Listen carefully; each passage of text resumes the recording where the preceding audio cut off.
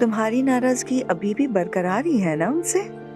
नाराजगी तो नहीं है, बस वैसे ही।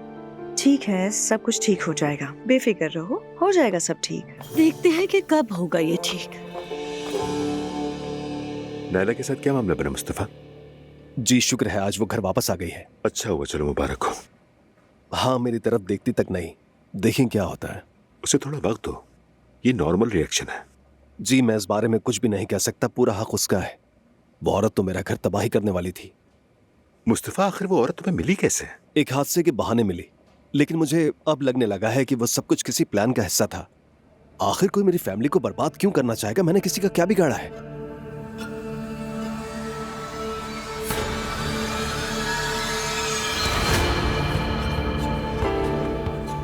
तुम्हारा नाम क्या है? सेचन।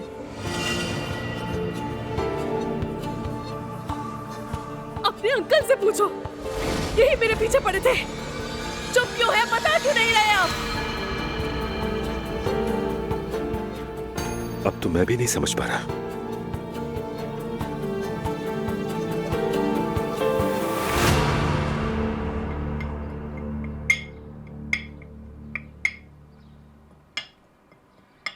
सवेरा, बहुत ज्यादा बनाना है सब कुछ, बेशक ज्यादा हो जाए कम ना पड़े।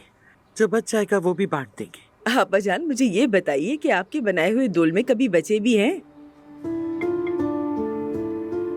एलिफ को तो ये कच्चे भी बहुत पसंद थे।